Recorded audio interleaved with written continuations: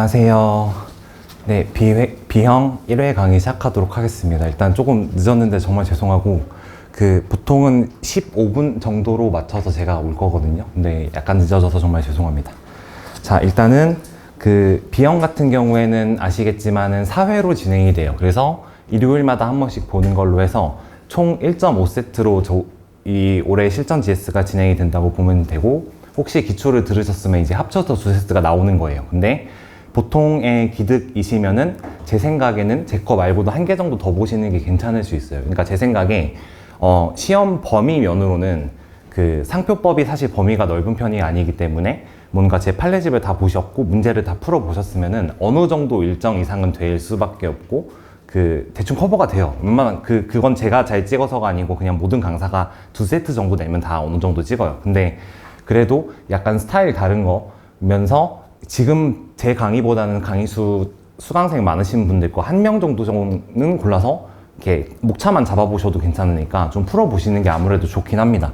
그러니까 저는 최대한 그렇지 않게 내려고 하는데, 그러니까 저는 약간 그래도 제 스타일 안 묻어나게 좀 내려고 많이 하거든요.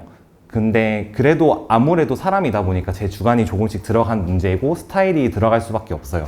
그래서 아무래도 한 개 정도는 다른 거 풀어보시는 거 좀 권장을 드리긴 합니다.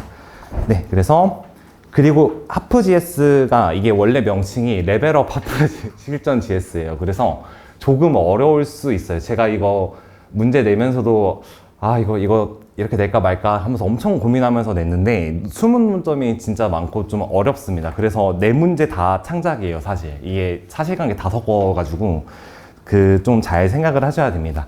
그래도 제가 중요한 사실관계를 많이 분석을 해봐서 섞을 수 있던 거라서 배워가실 게 어느 정도 많을 거라고 생각은 합니다. 자, 그럼 이제 문제 1번부터 보도록 하겠습니다. 자, 이제 문제 1번 같은 경우에는 로얄비 사건을 가정한 로얄비 문제가 안 나오는 문제입니다. 그래서 이거는 컨투어 코일 문제를 냈다고 주 쟁점을 생각을 하시면 되는데, 이제 거기다가 이제 소논점들로 불사용 시도 심판에서 사용할 수 있는 여러 가지 논점을 섞었어요. 근데 이게 디테일하게 포섭하기 굉장히 어려우셨을 거고, 이거 아마 대부분 좀 누락하신 게 많을 거라고 좀 생각을 합니다. 근데 제가 내면서도 그렇게 주장 안 빼먹게 하려고 그래도 주장 번호까지 다 매겨드렸거든요. 그래서 판단은 일단 다 하셨어야 됩니다. 자, 그래서 일단 그렇게 보시면 되고, 소설문 3번 같은 경우에는 아시겠지만 이거는 코스제일 오일 사건을 낸 거죠. 그러니까 실제로 로얄비가 화장품이기 때문에 코스제일 오일이랑 섞기가 굉장히 괜찮아요. 그래서 이걸 냈다고 보시면 됩니다.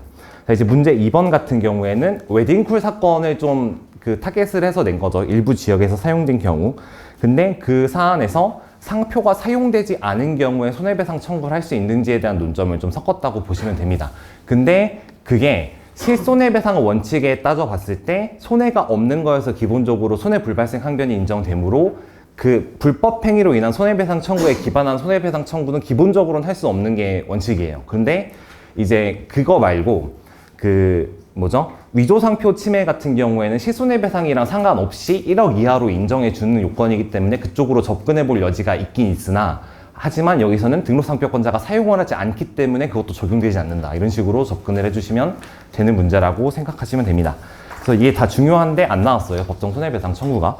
자, 그런 다음에 문제 3번은 어반시스를 약간 섞은 창작 문제입니다. 그래서 어반시스인데 표장이 굉장히 많죠. 그래서 소설문 1번 같은 경우에는 안드레 팔레를 냈어요. 그래서 소설문 2번이 안드레 팔레를 낸 거고, 소설문 1번 같은 경우에는 이제 조치 문제죠. 그래서 굉장히 복잡할 수 있지만 이거를 충분히 좀 생각을 하셨어야 되고, 소설문 3번 같은 경우에는 이제 자기 범위에서 사용하지 않을 때 발생할 수 있는 취소 사유가 뭔지, 플러스 그 경우에 이제 24년도 5월 1일 이후에는 상표권 공조 동의제가 생겼죠. 그래서 그 취소 사유를 한 번이라도 써보시는 경험을 하시라고 5조의 1을 넣었다고 이제 생각을 하시면 됩니다. 자, 이거 문제 4번 같은 경우에는 이게 거북표 판례를 메디팜 판례랑 섞었다고 생각을 하시면 돼요. 근데 그래서 이제 그걸 기초로 이제 풀어주신 다음에, 그 다음에 이제 어떻게 되는 거냐면, 불사용 취소 심판에서 이제 명목상 사용이 있고, 취소 심판이 청구된 이후에 사용하는 규정이 있어요. 그래서 법 규정이지만 그 규정을 딱 찾아가지고 바로 쓰는 게 이게 그 물어보는 문제도 기출에 상당히 많기 때문에 그런 문제 스타일로 냈다고 좀 생각을 하시면 됩니다. 그래서 이제 그대로 낸 게 하나도 없죠. 그래서 좀 실전 B가 좀 어려울 거예요. 근데 대신에 복습하실 때는 좀 도움이 많이 되실 걸로 생각을 합니다. 자, 먼저 이제 정리를 먼저 드릴게요. 자, 이거는 다 하셨죠? 이거 답안을 내실 때는 직접 내셔도 되고 그 PDF 스캐너나 오피스 렌즈로 찍어서 카톡으로 보내주시면 제가 채점하기가 살짝 편해요. 그래서 좀 자세히 써드릴 수 있으니까 그렇게 하시면 제가 주중에 보통 보내드립니다. 사실 그 점심시간에 몰래 채점을 해서 월급 루팡 짓을 약간 하기 때문에 근데 1강인데 말하면 안 되죠. 자, 그래서 이제 그 컨투어 코일 사건으로 말씀을 드릴 건데 일단 문제된 건 이거예요. 컨투어 코일 사실관계를 만들어 그 예를 들이면 원래 이제 컨투어 코일이라고 해서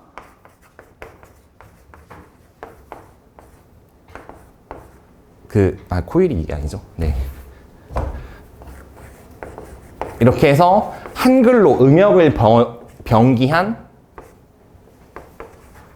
상표를 등록을 받았어요. 갑이라는 사람이.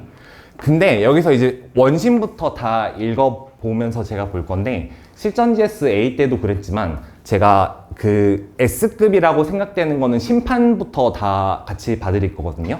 그래서 저번에도 레고캠 팔마 이런 거 같은 경우에는 이제 하급심부터 다 봤는데 이것도 이제 굉장히 중요한 논점인 게 대법원 판례 해설에서 이번에 굉장히 자세히 분석이 됐던 판례예요. 그래서 작년에 기출 문제에서도 맞스미 판례가 나왔잖아요. 근데 맞스미 판례도 그 재작년에 대법원 판례 해설에서 2개 중에 1개였던 거거든요. 그래서 대법원 판례 해설은 그 대법원 본인이 이 판례의 취지에 관해서 굉장히 자세히 밝힌 거기 때문에 중요한 의미를 가져요. 그래서 이 판례 같은 경우에 그냥 읽어보면은 원래 있던 그냥 문구 아닌가? 별거 아닌데 라고 생각할 수 있지만 이게 논리를 보면 이게 되게 좀 특이합니다. 그래서 이거 분석을 같이 드리려고 합니다.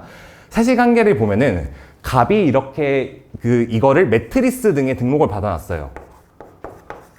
그러니까 이게 어디냐면 회사가 베스트 슬립이라고 여기 이제 강남역 쪽에 가보면 이제 소년제가 광고하는 그 침대 회사 그게 있어요. 그쪽에서 등록받아 놓은 이런 상표인데 이거를 대표자가 이렇게 등록을 받아 놓고 사용은 어떻게 했냐면 회사에서 사용을 합니다. 이거 이해되시죠? 근데 여기서 이쪽으로 명시적으로 사용권을 설정하는 계약을 한 적은 없어요. 자, 그런 사안에서 이제 어떻게 진행이 되는 거냐면 얘가 여러 가지로 사용을 합니다.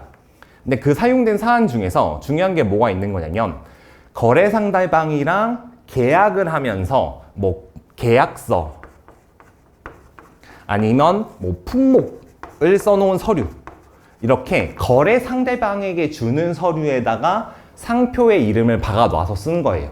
그래서 여기서 문제가 된 게 뭐냐면 이거 이제 사건 맡으신 분이 이제 아시는 분이 있는지 모르겠지만 옛날에 타 학원에서 상표법 강의하시던 박상환 변리사님인데 분이 이제 논리를 신박한 걸 찾으셔가지고 이제 얘기를 하신 게 이거예요. 그러니까 광고 행위에 해당한다라는 거에서 옛날에 이제 명함의 이면에 수기로 써서 제공한 이런 사안에서 거래 서류로 본 바가 있죠.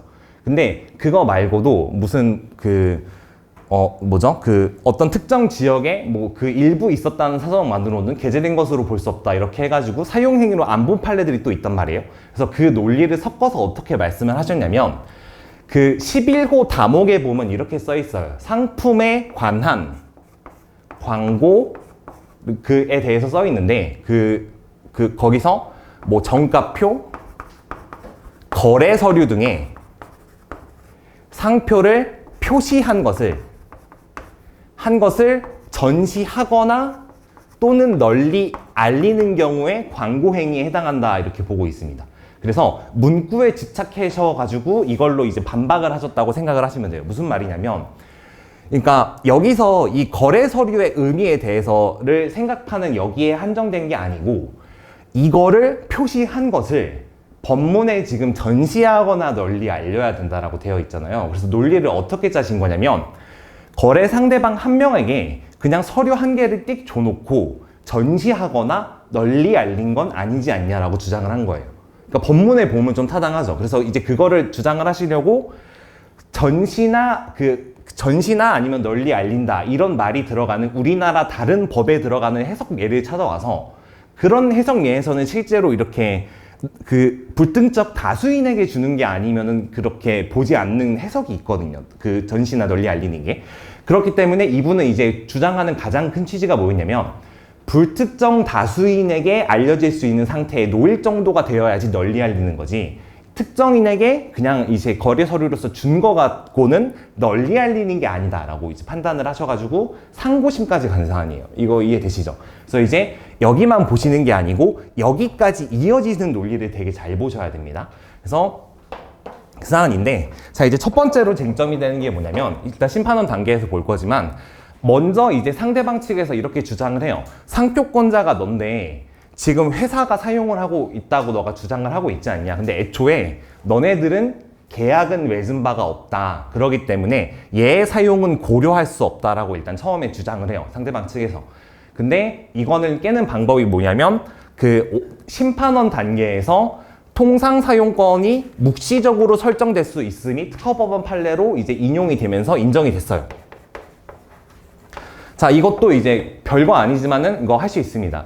통상 사용권은 그 98조인가요? 거기에 있는데 96조인가 98조인가 거기에 있는데 통상 사용권은 이제 100조 1항 그쪽에 보면은 그